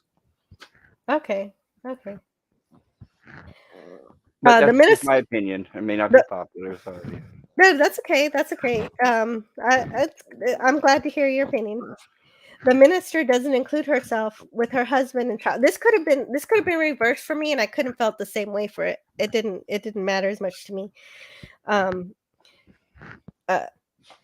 She doesn't include herself and with her husband and child, and Borda seems moved by seeing this. She says, "Make a life out there with Nathius, a beautiful life among the stars. All the days we'll never have. Your heart is full of the days we did. That is what you take with you." And now the Orville is being pulled into the star. And in the simulator, the viral matrix keeps resetting, just like a real virus will. So just like I said earlier, right? Oh, absolutely, yes. It's typical of a virus. That makes sense. Yeah. So I do love how this show actually shows a virus behaving like it would in real life. Well, I was thinking, I wanted to ask you a question about the previous scene there.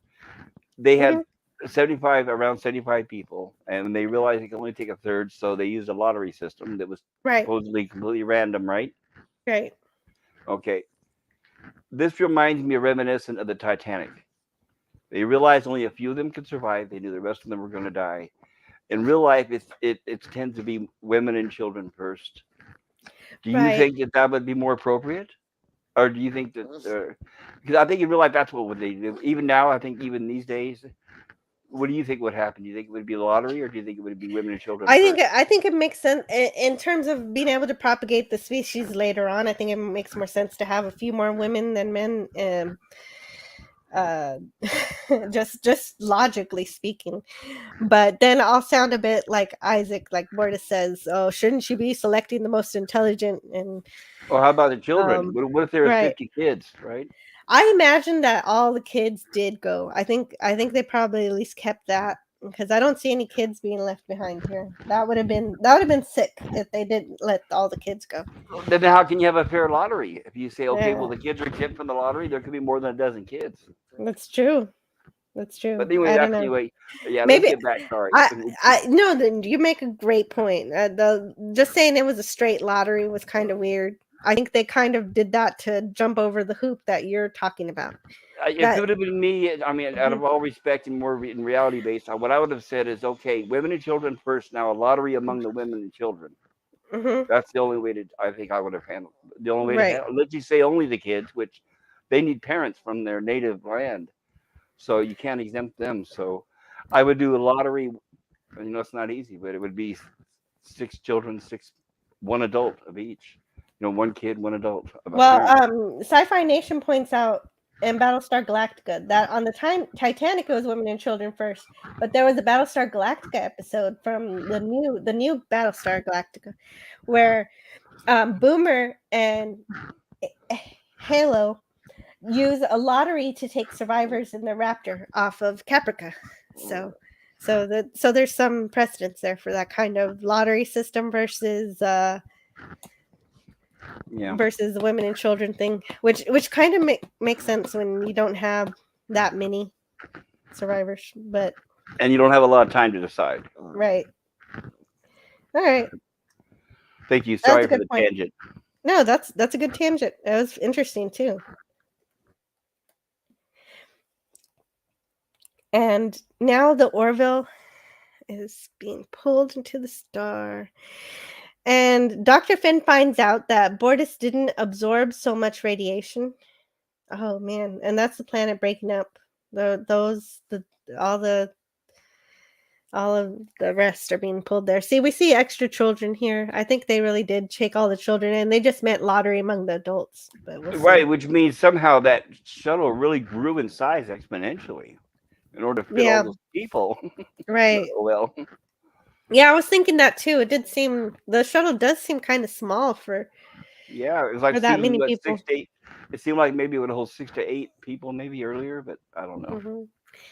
Yeah, maybe it kept some of that dimensional magic from the episode with the Yeah. third dimension. Well, that picture you showed, they were standing. Maybe they took the seats out. Hmm. Oh yeah, that makes sense. They had to have taken the seats out there. Uh huh. So now the ship itself is being pulled into the star, and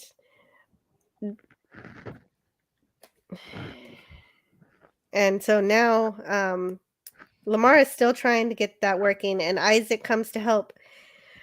And Isaac has found a better antivirus, and this time the antivirus that he constructs works, and they end up escaping from the sun's gravity.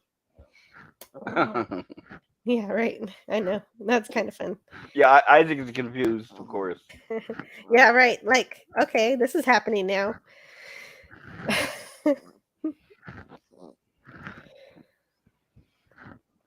And he finally admits to Clyden. Whoa. He doesn't admit that yet, but this looks really cool. I don't know. Right, this is where Isaac interfaces with the computer on the ship. Yeah, that's how he codes. And Bortus didn't have as much radiation. So, Right, here's where she said 3 treatments and he'll be as good as new, right? right, exactly. Okay, because this kind of changes later. But he does absorb some disappointment from Captain Mercer. Oh, But also appreciation for saving some of the people. So he finally he admits to Clyden that he is not fine and that he's been disrespectful instead of being honest. Bortus says, I do not know that I will ever be fully at peace with what happened to Topa, but today I witnessed events that I am very fortunate to have you and Topa in my life. I do not wish to lose you again. I do not wish to lose you either. And I would like our family to be together tonight. So They sort of make up. At least they're honest about it now. So, what did you think of this episode, Pop Culture Curator? I enjoyed it. Yeah, It wasn't perfect. it wasn't Um, perfect, but it was all right. I'd give it a 6 or 7. Mm-hmm. Which contrasts to the very high scores we were given season 1. That's why, right? I think it would have been nice if they showed these in a different order, perhaps. Maybe Yeah, interspersed throughout the rest of the series. Sorry, I had yeah, a right, cough. right, But yeah, right, exactly. I agree these 2 completely. episodes back to back, especially because they were focused so much on the Mocklins. It would have been nice if they would have been like episodes 1 and 4 rather than 1 and 2. Mm-hmm. But I did enjoy it. Yeah, me too. But I can see, and like Dalek mentioned earlier, the pace compared to the first season is slower, at least so far. I know it picks up later. Yes, and we can see here what episodes that people prefer. We have 8 votes, and Jaloja wins. So you know what that means.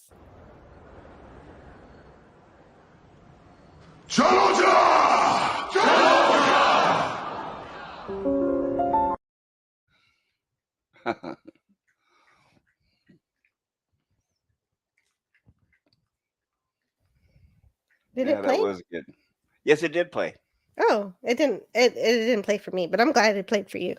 It did play. Excuse me. I know if it did for me, it probably did for everyone else. I assume.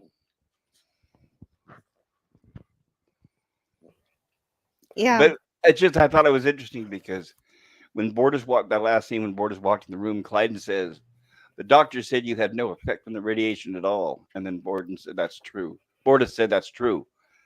When in the previous scene she said that he needed 3 more treatments, but I don't know. That's just nitpicking. No, nitpicking. That's what we're here for. Pop Culture Curator. You got to remember that. We're Yeah, I'm here for wondering if that. if maybe those 2 scenes were filmed out of sequence. Maybe. So I was hoping that I was going to be able to do this, but I don't think my thing is working yet. See, no, it doesn't work yet. So I got to get my stream elements working, so I can Stream do that. Elements is talking about everybody. Right, her and I are both new at this, so bear Mm-hmm. with us. We'll get there. We were talking about this previously. We're going to try to have the Stream Elements running by next week, and that way, and we want to start posting the links to your channels when you come into the chat.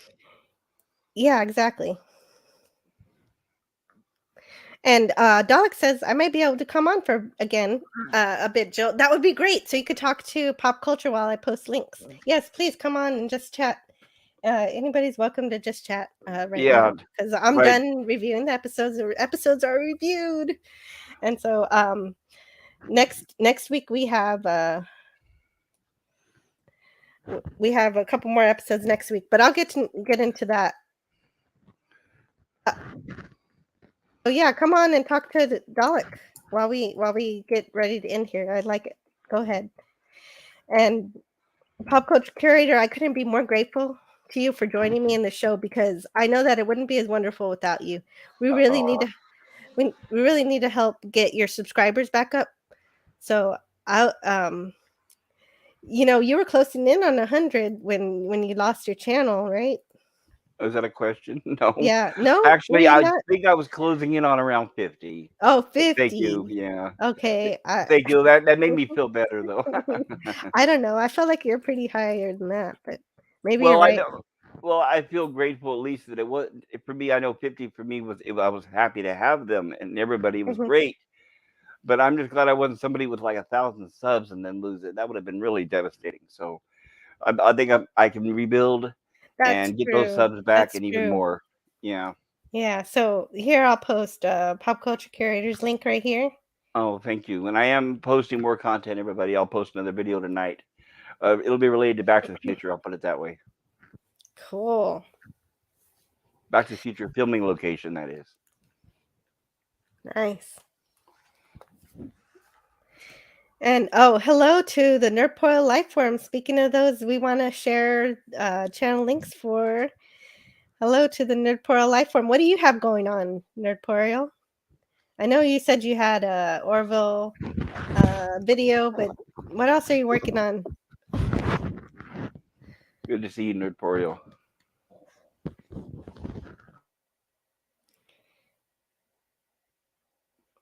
And so it takes me a minute here to copy because Seriously, I should be doing that. I should be doing that during the show. yeah, that's okay. That's okay. I'll get it. I'll get by the time you figure out. I'll figure it out too. Yeah, it's okay. Don't worry about it. Well, I know everybody always says they're busy all the time, but I literally have been busy all week. I've been moving. Yeah, I right. moved from one location to another, so You I have spent been busy. I spent a few days packing and then a couple of days moving. Yeah, moving is no easy feat. That's a lot of heavy stuff to lift. It is. It was no fun, and now I'm having to get my dogs adapted. They're still a little spooked, so that's why. Normally I would be working today, but I took the day off because this is their first day in their new home, and I didn't want them to freak out without me here. Oh, right. Oh, oh, okay. Yeah, of course. Yes, because animals take a long time to get adapted to new situations. Right, they were So going moving. crazy while I was moving. They, of course, they always think you're leaving them, so they were like just going off the edge.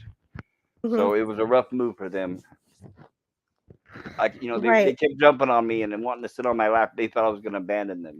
It always happens. But oh well. Well, yeah, no, poor things, but yeah, they'll be okay. You're right there. At least you're there all the time, so they Yep, don't have to I'm feel abandoned. exactly. I'm here.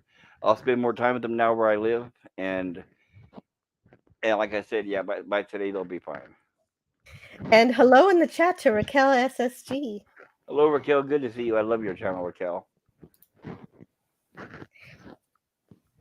And yeah, I love all these channels.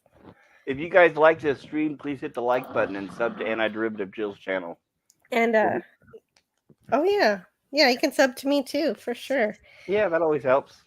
You'll get more things just like this. It's wonderful. You get more Yeah. Orville on top of it. I know you're going to be adding more things in the future too, as well, right? Oh Jill? yeah, definitely. Oh, and we have Dalek here to help us talk here. There Hey, we Dalek, go. how you Welcome doing? back. Welcome back, Dalek. How you feeling? Did you get some water? Yeah, I've had some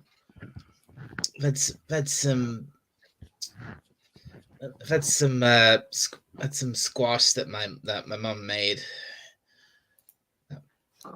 Speaking of Dalek, subscribe to Dalek's channel.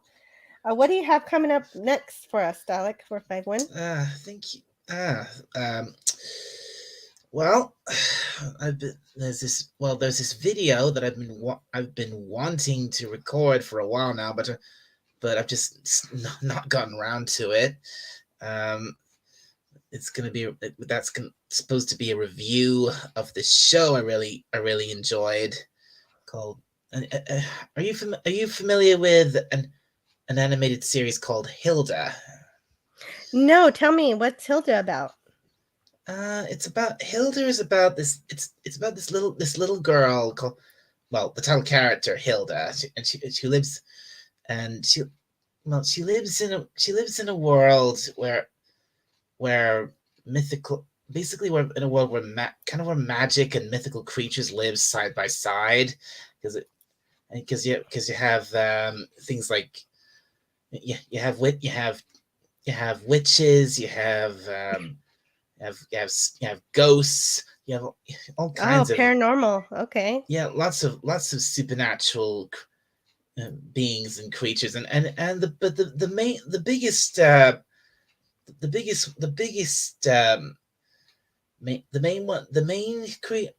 the biggest running theme of the series is trolls. And yeah. So a major fantasy show. Fantasy. it's a very it's a fantasy series with this adventurous girl who's not afraid of anything. She yearns for adventure. She's good at getting into trouble, but at the same time, it's really heartwarming and charming, she has a great relationship with her mother, and then the friends she makes, and she can basically make friends with anything. Hilda, she can make, and With then anything there's like does she make friends with animals and stuff, or what? What do you mean? Like she's like Snow she White? has this little. Well, she has yeah. I mean, she has this she has this little pet a little creature called a deer fox, and which she has as a pet, and you should see this little deer fox. It's adorable, and and it's literally what it sounds like. It's a little fox with antlers. Yeah, it's white. It looks like a little white. Yeah, I'm looking at it now, and I guess A little white Netflix. fox with antlers. His name's Twig. Okay. Well, yeah. If anybody wants to share that, I'll share it too. Okay. Step Stargate. Well, if you can share that, Pop Culture. Yeah. Sure, we'll do. Yeah, let's look at the little deer fox. Let's have a look at Twig. All right, Okay, give me just a hold second. I'll share my screen. And also sub to Gap Stargate. And thank you. He said I had a fun review. And one more thing. I've got an extra planned on Thursday. I've got a live stream. Yeah, that's Hilda. And and you see the little twig, little deer fox on her head. Oh, I see it. That's cute. See, she's little. How cute is that?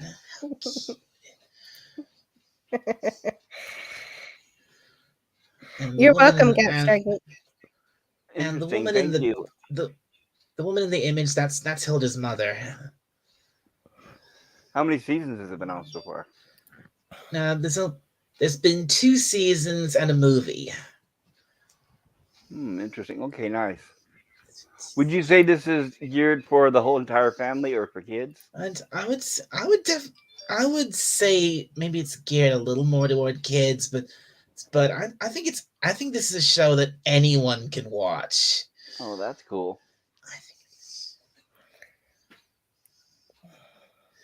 Yeah.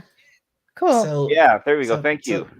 So yeah, like I was saying, well, another thing I've got coming up, I've got a live stream on, I think it's on late Wednesday night. All right, a live stream on Wednesday. Okay. Ooh, I will be there. Well, Wednesday for you. I wonder what Wednesday night for me. With the time well, technically, when I was scheduled it, it's early Thursday for me, but it'll be late Wednesday for you. So, well, I do have, and that's gonna be, and the whole point of that with that stream, I'm hoping to like break a personal record of mine, because my longest live stream I did was was 6 hours 24 minutes. I want to break that record. I want to go for 7 hours. Nice. I'm sub to your channel. I will set my alerts and I'll stop by. Yeah, that sounds great. Awesome. That'll be great. You're gonna break a record. Break your streaming record. All right, that's a good goal. It's good to have. I think mine is 5 hours and something. Even though I've only had like 2 streams, 2 or 3, but one of them was 5 hours and something. There's kind of an altercation going on in the chat. It sounds or looks like it. Deej says, "Don't listen to LDG," and LGG comes in asking, "Who's skipping?" It's a skit, people. It's a skit. And Deej says, "Someone was stripping here."